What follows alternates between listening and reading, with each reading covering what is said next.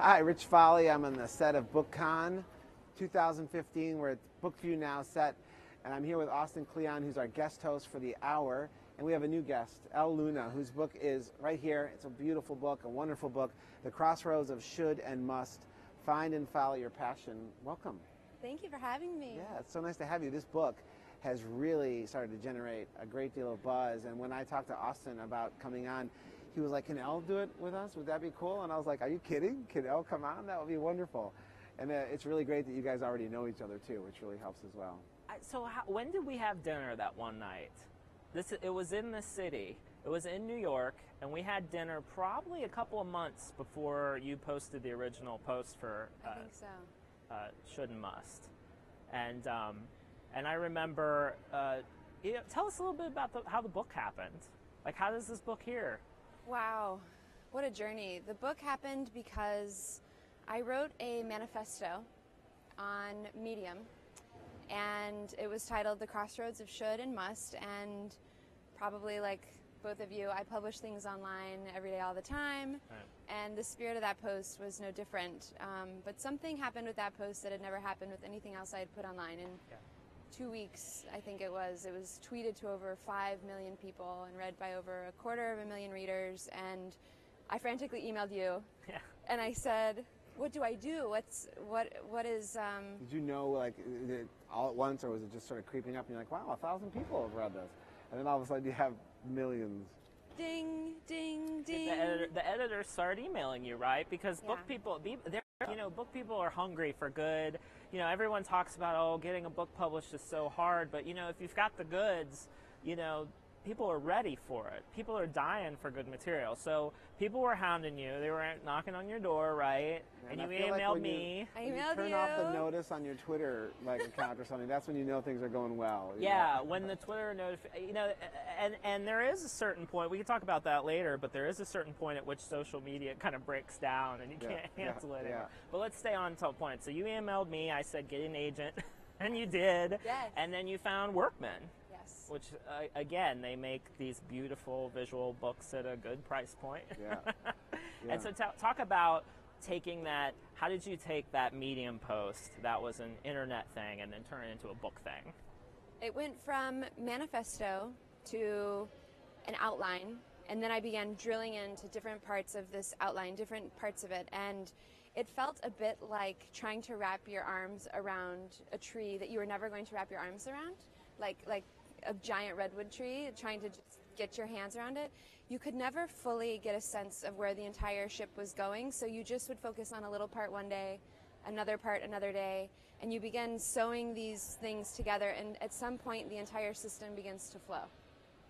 And that was when we hit print. Well, tell us about the manifesto itself, The Crossroads of Should and Must. Tell us what it means, because there's a lot of people out there, seeking your creative breakthrough where the zenith lies, getting there, is one of the most intense, interesting subjects of today. I think there's so many people who feel like they're not getting there, and they just want to find a path, to find who they really are, and to really make that work. What is this, and where did it come from you, and why was it actually a manifesto?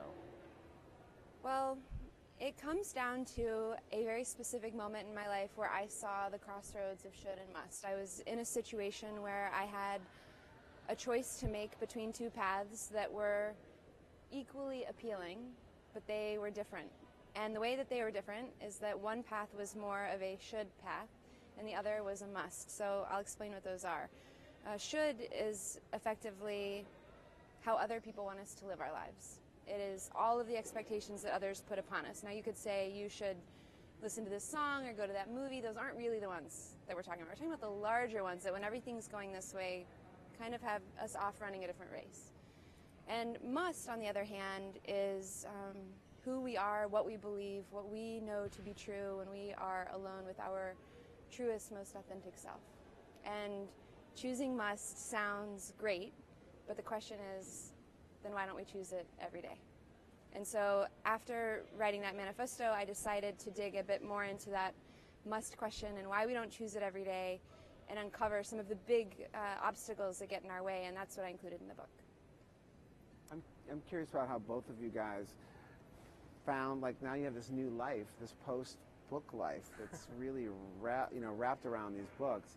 I'm curious about like how you see like that shift that happened with you when you're going down. And for you, Austin, I mean, when the book came out, you said, I'm not a guru or I'm a student, but yet you're now asked to speak and you have all these things happening. I'm curious about how that's affected both of your lives.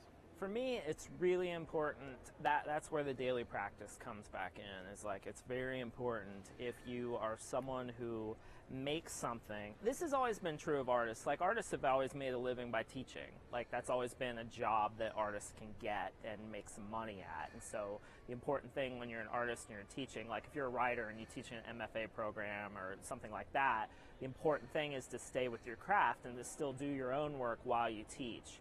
And so for me, it's very much like you don't want to kind of do the TEDster thing where you're just going around to conferences all the time and telling people how to be creative, and then you don't have any time to actually do your own work. So for me, it's a balance of, I was talking to I love meeting teachers when I'm out on the road, and one teacher said, oh, you're like a teaching artist. And I said, well, what's that? And it's an actual thing. It's an artist that teaches and shares. What did we talk about earlier? We talked about being a fellow student. And so it's like having that kind of student mentality that you're still figuring things out, like you're still focused on your work, and what you're doing is you're doing your work, but then you're taking everything you're learning and sharing it. Because teaching, people think about teaching like it's this lofty thing, right? But like what you did with your Medium post, you're like, I learned this thing from what I did, and I'm sharing it with you now. And that's why it resonated with people, right? I would like to borrow this term. I'm a teaching artist. Teaching artist. I join you in your quest. Yeah, there you go. So how are you? So you're in the middle of it because your book, when did your book come out? My book came out April 8th, so just recently. So you're still in that big promotional kick. So it can be speaking of should and must, the shoulds are you have to promote endlessly in your book. The musts are you have to do your work. So how are you balancing that right now? Right now, well, one of the things I talk about in the book is a recurring dream that I had about a white room. Mm-hmm. And it was a room that I had in the dream, and I won't give it all away, but I found this dream in real life, and it really set me off on a treasure hunt in my own life. And so now the white room is a real place, but the question is, once I'm on the road and traveling, I'm not going to be in the white room anymore. Well, I had a very wise friend who I said, oh no, I'll be on the road, what do I do? And she said, you still think your white room is a place? I said, what do you mean? And she said, your white room isn't a room that you go to. Your white room is right here, and you can go there anytime you want. So you're a big Joseph Campbell fan. Yes. Right? So talk for, about the Bliss Station, right? Oh, so I know. Talk for a minute about the Bliss Station. Well, Sounds like the white room. Yeah. Joseph Campbell, for anyone who's in a commencement, it's commencement address season right now. We're hearing a lot of follow your bliss. He had a beautiful saying, which was follow your bliss and doors will open where there were no doors before. Now, follow your bliss can be, I think, is one half of the equation. Following your bliss and following what you truly love is certainly the advice that I would give to anyone who's looking to connect more with their must. The question that comes up again and again, and came up immediately after the Medium post, was, but what if doing what I love doesn't pay? And there's a follow-up to Joseph Campbell's Follow Your Bliss, which is a very interesting distinction around work. And in the book I talk about 3 different modes: jobs, careers, and callings. Jobs being things we do from 9 to 5 for pay. A career is a system of advancements over time, and then a calling is something that we do for intrinsic motivation, something regardless of pay. And what I began to realize as I looked throughout time is that people have combined jobs, careers, and callings in all kinds of wonderfully clever ways to do what they love and make a living, because we have to make a living if we want to live on planet Earth. And I realized that often we have the assumption that just because we want to pursue our calling means that we have to quit our job, and that's not the case at all. We might pursue our calling full time and make a living from it, or we might have a job Monday through Friday from 9 to 5, like Philip Glass was a plumber. Right. He also drove a taxi cab. There's any way to combine those 3 things. There are also people who have decided not to quit their day jobs in order to keep their must. Yeah, I know many of those people. I mean, it's especially true in poetry because no one's ever been able to make any money out of poetry. So you've got someone like Philip Larkin who ran a library and stayed and did that forever. You've got someone like Wallace Stevens who ran the insurance company, and so I think there's also something to be said for keeping, there is something to be said from keeping your job away from your calling sometimes. Totally. And Maybe your calling costs you money. Oh, yeah. And there's people who are not as famous as the people that you mentioned, but they love to play music. They love to be in a band, but they can't because maybe they're not actually good enough to actually make the living that they would love to make, or maybe there isn't enough of a marketplace, but they don't want to give it up. And so they have to find a way to incorporate that love into their life in some way, even if it's not necessarily to make the money and to do it full time. And that's where that daily practice comes in, setting aside just that little bit of time.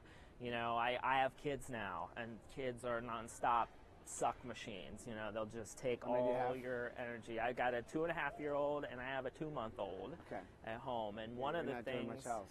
Yeah, so you have to, you got to find every moment you can, and a lot of times that's before they wake up, and that's before after they go to bed, But that becomes its own job, right? Finding the time in your day to squirrel it away. I mean, I wrote my first book before Steal Like an Artist on my commute to and from work and on my lunch break.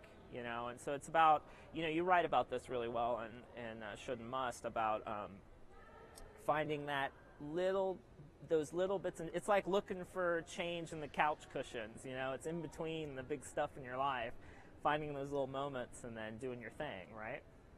How much time would you say you spend, like today, for example, would you spend on your practice? Is a really busy day for you? Well, some days I don't work. That's the real thing. Sometimes I let myself miss a day, and like this will be one of those days. But what's really funny is that what your work is changes. Like I was looking today, and that doesn't sound like work, but I looked at so many things when I was walking around today. It was work, because I will use all that stuff. Highly absorbed, you're in absorption pictures mode. With stealing, right? Stealing with my eyes, and so I didn't spend any time today on my practice, but but I'm also, once you have your thing built, you have that muscle memory. It's easier to get back in. Tell me about the response, because we're wrapping up in this a little bit, but the response for both of your books has been amazing, but yours is out right now, and you're on that promotional tour, and you're seeing people, and there's such a hunger for people to have the knowledge that you've begun to, build in yourself. What has the response been from the readers who are finding your book right now? The response has been tremendous. It has been such an experience to put an object into the world, especially one where the larger teams that we both have the pleasure of getting to work with create such beautiful, beautiful books. Yeah. And to put this object into the world, it's almost like creating a new person that has its own life, that you get to watch work and interact with people.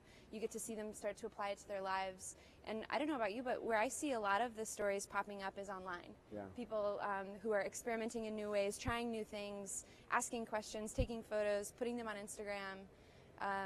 And the folks who come out and ask questions at book events is amazing. You get to hear people's real stories. Like just last night, or 2 nights ago, I was in St. Louis, and this man was reminded of his recurring dream that he had forgotten about. And in front of an entire audience of people, he shared, and his wife, who was holding his hand, he shared this recurring dream that he had forgotten about, and he was probably in his 70s. And it was very emotional and very, very beautiful to see him remember. And he said, I think I'm going to go look for that dream in real life now. Did he have a question? Because a lot of times people don't have questions at Q&As. Yeah. You let him tell his dream. Did he have a question? I think he needed to share. Yeah. Well, that's a beautiful story, and it's one we're going to end on, because we're going to move on to our next segment. But I have to tell you, your book is really wonderful. I'm really excited about it. Austin, you're sticking around. Glad to keep you here. And Elle, you're welcome to stick around too. But the book is absolutely beautiful. Thank you so much. Congratulations. Thanks for having me. Congratulations. Yeah.